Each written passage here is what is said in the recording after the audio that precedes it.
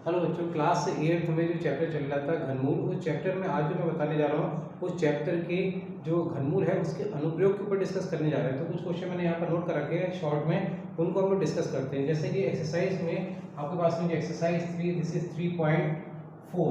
तो इस एक्सरसाइज में जो पहला क्वेश्चन है वो ये है, देखिए मैं उस क्वेश्चन शॉर्ट में लिख दिया है कि एक पेटी में जो सेब हैं वो तय के रूप में रखे हुए हैं। फर्स्ट तय, सेकंड तय, थर्ड तय, इस तरीके से तय के रूप में रखे हुए हैं। तो तय के रूप में रखने के बाद में फिर नीचे जो आपके साथ सेब रखे हैं वो पंक्तियों में रखे हुए हैं। ठीक है, तय बनी हुई है, तय के नीचे पंक्तियां और प्रत्येक पंक्ति में कितने सेब हैं, जितनी की इस तयों की संख्या है। ठीक है, तो अभी मान लेते हैं हमारी क्या दिया हुआ है, हमारे दिया हुआ है कि 1728 कुल सेब दिए हुए हैं। ठीक है, तो आपको तय की संख्या निकालनी कि कितनी तय बन रही है। ठीक है, तय का मतलब होता है एक चीज के ऊपर दूसरी चीज लगातार रखते जाने हैं तो उतनी तय बनती जाएगी। ठीक है, तो हम ये मान लेते हैं कि माना तयों की संख्या, तहों की संख्या जो है वो मान लेते हैं इज इक्वल टू एक्स। तो देखिए प्रश्न में ये दिया हुआ है कि जितनी तय है उतनी पंक्तियां हैं, तो पंक्तियों की संख्या कितनी हो जाएगी, पंक्तियों की संख्या वो भी कितनी हो जाएगी, दैट इज आल्सो एक्स हो जाएगी। और प्रत्येक पंक्ति में सेब भी कितने हैं, जितनी पंक्तियों की संख्या है, तो प्रत्येक पंक्ति में सेब, प्रत्येक पंक्ति में सेब कितने हैं वो भी एक्स हो जाएगा। ठीक है, तो हमारे पास में कुल सेबों की संख्या कितनी हो जाएगी, कुल सेबों की संख्या वो कितनी हो जाएगी।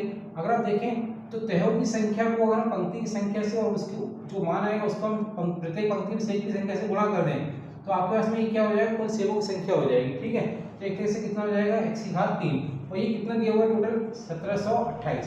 तो आपको x का मान निकालना है, x का मान निकालने के लिए क्या करेंगे, 1728 का घनमूल निकालेंगे। और 1728 का घनमूल निकालने की विधि हम लोग काफी दिन से डिस्कस कर रहे हैं। तो सबसे पहले 2 से कट जाएगा, 2 8 16, 2 6 12, 2 4 8, फिर 2 से कट जाएगा 3 2 4 3 2, और उसके बाद फिर 2 से कट जाएगा 216, फिर 2 से कट जाएगा 108, फिर 2 से कट जाएगा 54, फिर 2 से कट जाएगा 27, और फिर ये 3 से कटता चला जाएगा 3 9, और फिर 3 3। ठीक है, तो इस तरीके से आप कह सकते हैं कि जो x का मान आ जाएगा, तो अगर आप देखें तो एक जोड़ा ये बन रहा है, एक जोड़ा, फिलहाल इसको पूरा तरीके से लिख लेते हैं, 2 × 2 × 2, फिर 2 × 2 × 2। ठीक है, और फिर 3 का जो जोड़ा बन रहा है 3 × 3 × 3।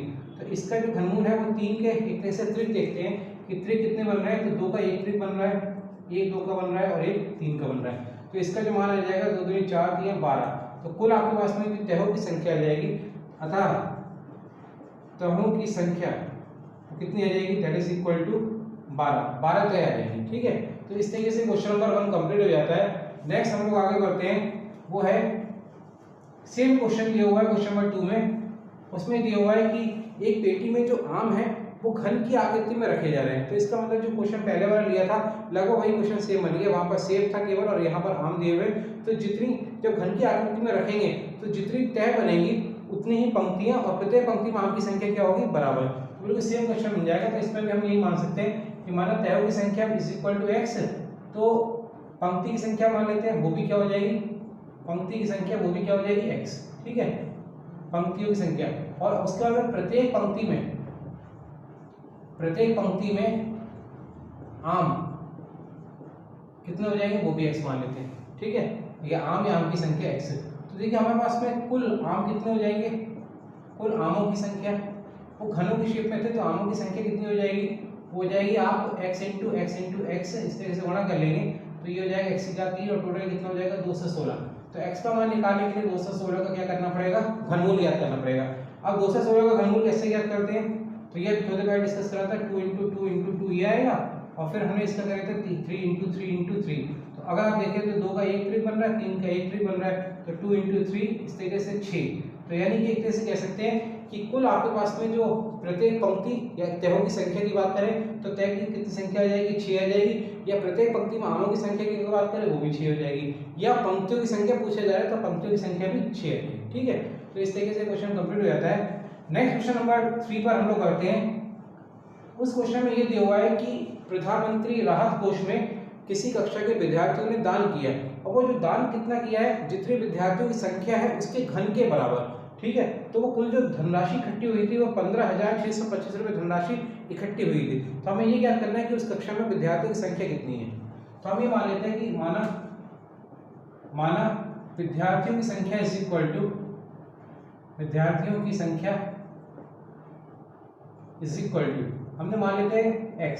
तो देखिए जो दान दिया जा रहा है, तो दान कितना दिया जा रहा है, जितना कि दान की जो धनराशि है, दान की धनराशि आप कह सकते हैं, जितने विद्यार्थियों की संख्या है उसके घन के बराबर ये इतनी धनराशि दान की जा रही है। लेकिन प्रश्नानुसार हमारे पास में कितनी धनराशि है, प्रश्नानुसार हमारे पास में जो दान की धनराशि है, दान की धनराशि वो आपके पास में कितनी है, वो आपके पास में 15,625 रुपए है।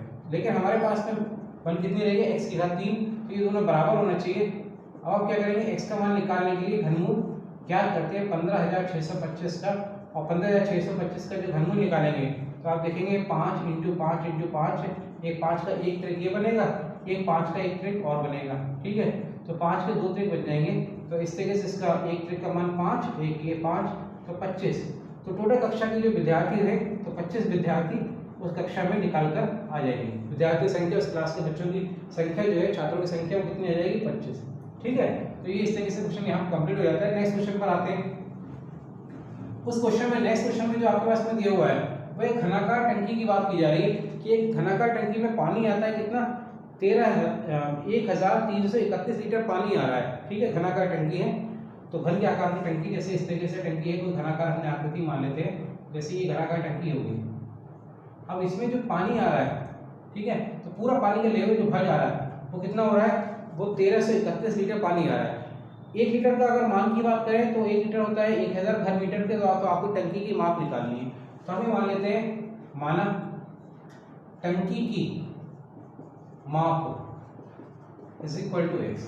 तो क्वेश्चन को स्टार्ट यहाँ से हमें मान लेते हैं, तो इसका मतलब हमारे पास में जो टंकी का आयतन हो जाएगा वो कितना हो जाएगा, टंकी का आयतन हो जाएगा दिस इज x की घात 3।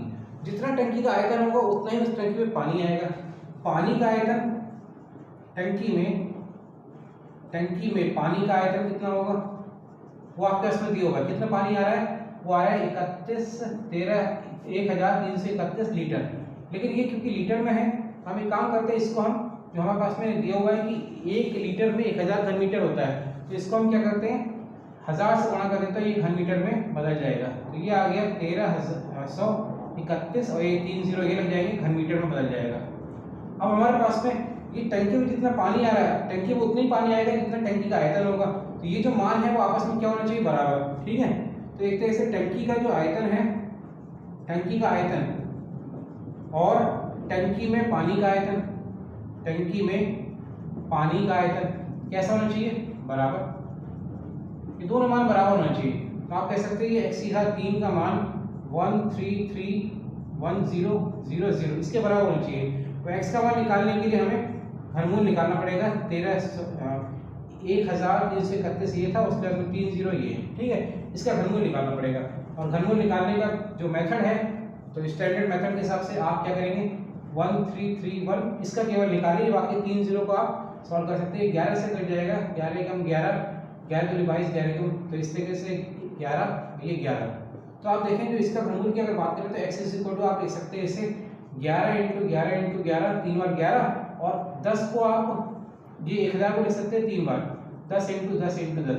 तो त्रिक की बात करें तो एक त्रिक ये बन रहा है, एक त्रिक ये बन रहा है, तो इस तरीके से 11 × 10 ये हो जाएगा 110 जो भी मीटर था, इस तरीके से। तो जो टंकी की माप हो जाएगी, अगर उन्होंने पूछा है कि टंकी की माप कितनी होगी, तो टंकी की माप हो जाएगी that is equal to 110 meter. तो ये इस तरीके से आपका यहाँ पर आंसर कंप्लीट हो जाता है। तो आज के लिए हम लोग इतने रह देते हैं, नेक्स्ट टर्म पे हम लोग नेक्स्ट चैप्टर डिस्कस करेंगे, क्योंकि चैप्टर यहाँ पर ही फिनिश हो जाता है, ठीक है। आज के लिए इतने, थैंक यू।